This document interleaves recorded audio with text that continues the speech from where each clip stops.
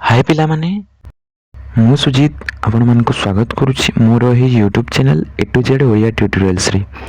तो पिला माने ऑलरेडी 2025-26 पई दशम श्रेणी निमंते सिलेबस वेबसाइट रे दिया जाई सारिछि। तो एही सिलेबस रे इंग्लिश सब्जेक्ट रो कोन कोन सिलेबस रहिछि दुईटी टर्म रे भाग करा जाइछि। तार चार गोटी इंटरनल असेसमेंट करा जाइछि।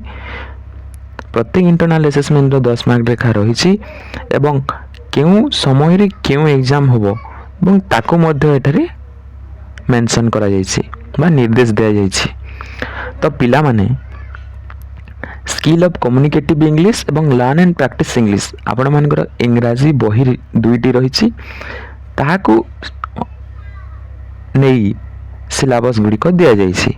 तो पिला माने एथिरे कोन रही सिलेबस टर्म 1 रे कोन हेबो टर्म 2 रे कोन हेबो एवं टर्म 3 रे कोन हेबो से गुड़िक एठारे आलोचना करा जाइछि। तो पिला माने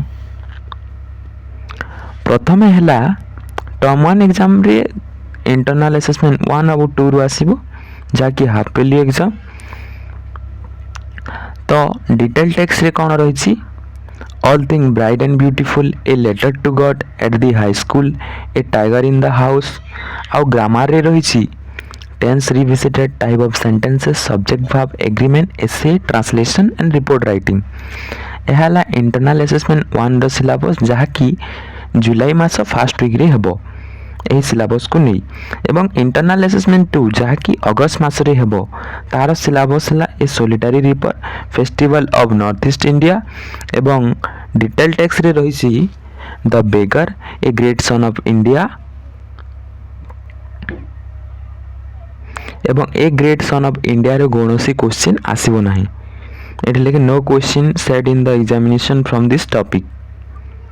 एवं ग्रामर सेक्शन रे रहिछि non finite verb preposition letter implication and unseen passages आसीबो।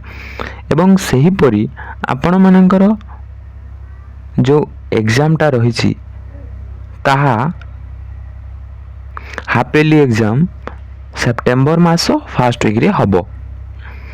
एवं टर्म 2 रे कोन रहिछि air pollution village song the flower school.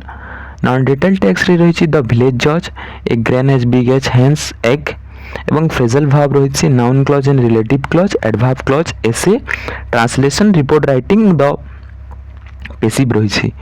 सेही पर डिटेल टेक्स्ट रे कोन रहिछि इंटरनल असेसमेंट 4 पई from the formalin jar school good bye. एवं ग्रामर सेक्शन रे रहिछि डायरेक्ट एंड इनडायरेक्ट स्पीच एवं अनसीन पैसेज लेटर एप्लीकेशन और रिवीजन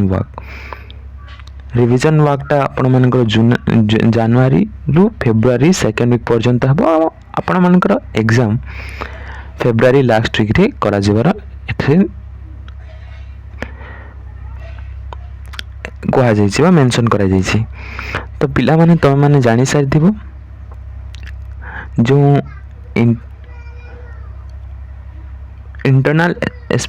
इंटरनल असेसमेंट चार्टी करा जाउछि जेउथिरे कि दुईटी इंटरनल असेसमेंट 20 मार्क आ गुटे है एग्जाम 100 मार्क्स हबो ताहाकू 80-20 आधार रे बोधे भाग करा जाय कि परसेंटेज करा जाय कि तो मानकर मार्क को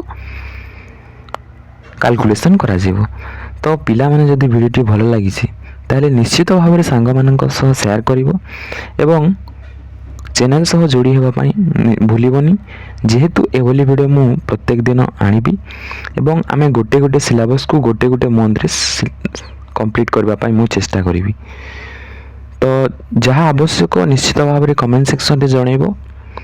रहिली नमस्कार। वंदे मातरम वंदे उत्कल जननी।